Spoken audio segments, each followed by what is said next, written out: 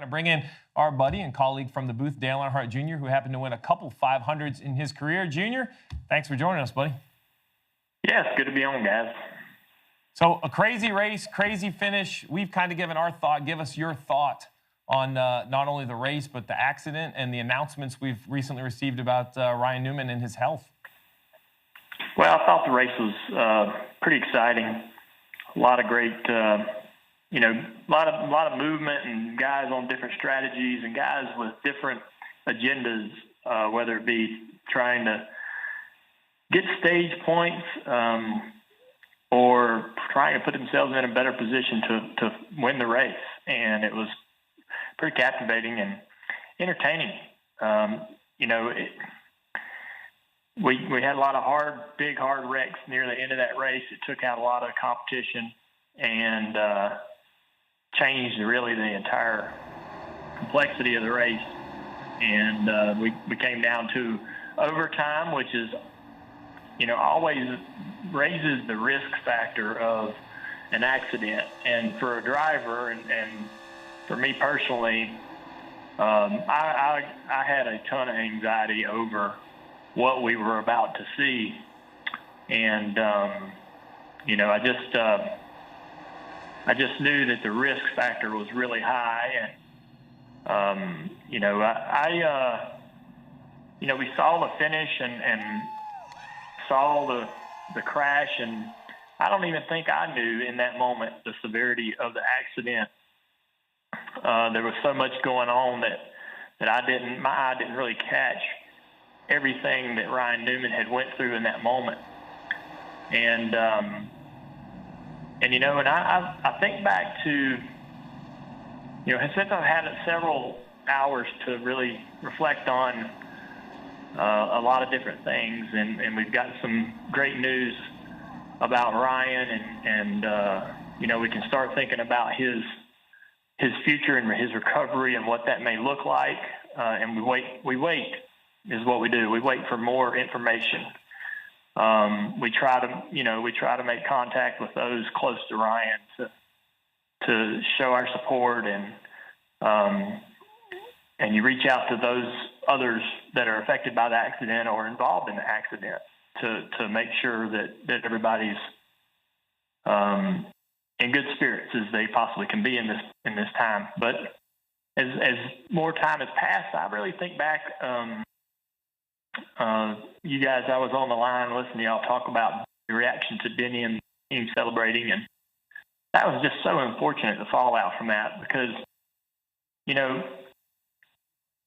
I think back to 2001 when Dad had his accident, and Michael Waltrip had made it all the way to victory lane himself, and is celebrating what he feels like the most incredible moment of his life. Waiting on Dad to walk right into that victory lane at any moment to celebrate with him. So I think that can tell you as a fan, how that process can happen, and how what happened with Denny and his team can easily happen. And, so there's a lot of other similar situations that are much like that to compare that to that make it understandable for what played out with Denny and his team. So, I found that interesting, but I just can't stop thinking about Ryan, and and just waiting on more news, more information, so we can, and when we can see him, when can we physically talk to Ryan and put our own eyes on him and get a chance to see how he's doing. Well, Junior, you are one of the very best at super speedway racing, and you did that by being just extremely aggressive. So talk to us about how aggressive you have to be if you want to win the Daytona 500. I always had the most success by always trying to lead the race, and it's not physically possible to lead every single lap. But if your mind and your mentality, every minute of the race is to try to lead, I felt like that was the best defense to being involved in an accident, to being caught up in something in the middle of the pack.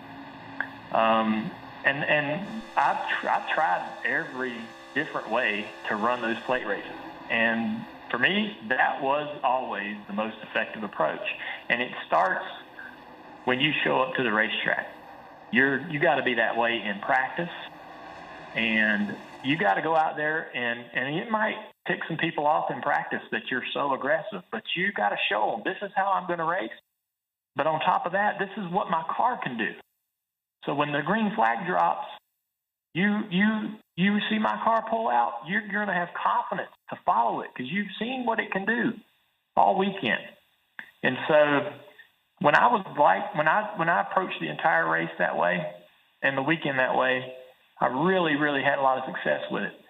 Sometimes it doesn't always work. And then you start thinking, maybe I'll try a different route. Maybe I'm going to sit in the back and try to take care of my stuff and maybe work my way up through there late in the race. And, you start trying different things and maybe thinking you need to rethink your entire strategy. But I always ended up coming back around to being aggressive and having a lot of success with that. The only problem with that is it's hard to do. It's hard to push yourself to work that hard every foot of the racetrack, every straightaway, every turn, every opportunity, every run the car gets, every opportunity presented to you to do something with that car. It's hard to stay on the wheel the entire race because everybody at some point has to take a break, some sort of a mental break. And I think, the ones that don't, the ones that can sustain that sort of tenacity and fierce, competitiveness throughout those races have success there. You see the same guys up toward the front of those races year after year. I even said it before the finish of the race. I mean, Denny Hamlin, if he's not the winner, he's in the picture when they cross the finish line in a lot of these races at Daytona and Talladega. And he proved it again, that he's one of the best. He knew, I didn't know whether he had lost the race or not down the back straightaway. And somehow or another, he never gave up.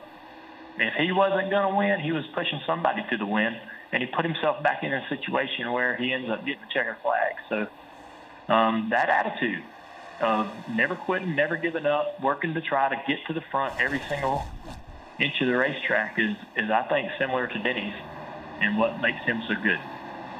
Well, you mentioned that hard working, never giving up attitude. And, Dale, as I watched the accident and since got both press releases on Ryan's health, that's kind of what struck me. I look at Ryan Newman as that blue-collar, never-give-up type guy, and that's what I'm hoping for in his road to recovery here. You raced with him on the racetrack as you watched him trying to win his second Daytona 500. What are your thoughts on Ryan Newman and the race car driver and the person? Well, he has a great nickname, Rocket Man, and he got that nickname because he sat on over 10 poles one year. It just seemed like everywhere we went. I remember when we went to Bristol Motor Speedway. This must be around 2003, and he broke the 14-second barrier in qualifying. I think he ran like a 14.95 or something, and nobody had ever ran that fast before. And it looked faster than anybody else. It was just, he was always doing something super impressive early on in his career. I had a lot of good races with him on the racetrack. We raced pretty hard together at Phoenix for a win there one year around 2004. We had some run-ins. I spun him out off of turn 2 years in a row at Atlanta, and we had to have a conversation about that. And he's a big old boy. He's kind of intimidating when you're outside the car talking about some of the moves you're pulling out on the racetrack. But honestly, every conversation I ever had with him about racing, we were able to work through. If we ever had any kind of disagreement on the track, which is really rare, I could sit down and talk to Ryan, and he was an understanding guy and kind of could see it from both sides. So I really appreciate that about him. And he wasn't one to hold grudges either. I gave him plenty of opportunities to hold a grudge against me for quite a while, and race car drivers sort of have a habit of that. If you do them wrong or cross them once, you're sort of on that list for the rest of your career. But Ryan was the kind of guy that could forgive and forget and move on. And he has this extremely close relationship with Martin Truex Jr. And me and Martin are very close friends. And I learned a lot about Ryan Newman and the friend he can be through that relationship that he has with Martin. And that really impressed me, how close they became and how much time they would share with each other on the race weekends, fishing and hunting together. And it's you know, and I really was impressed with the renaissance or the sort of new chapter in his professional career. I didn't know that things would improve for Ryan Newman when he went to the 6 car, when he stepped away from the RCR and went to Roush. I didn't know whether that was a lateral move or maybe a step back. I really wasn't sure exactly what that meant. And I'm going to tell you, man, Ryan took the bit between his teeth. He helped improve that team 10 or more spots from the year before in performance across the board, got themselves into the playoffs. Nobody counted on them to accomplish anything like that. And he really took a personal interest in improving that team and making it better and showing people that he had something left in the tank. I really, really appreciate that about him. And he, as a race car driver, obviously we talked about how hard he is to pass. And he wore that like a badge of honor, you know, and we would talk about it. And everybody across the garage, everybody that was out on that racetrack with him, they just knew that was what you got when you went up against Ryan Newman. He was going to be hard to pass, and he wasn't going to give anybody any favors out on the racetrack. And I don't know, I think we all kind of got to where we really appreciated that about Ryan, and especially being in the booth as a broadcaster, I loved it. I loved it because he could change the look of a race on the drop of a hat.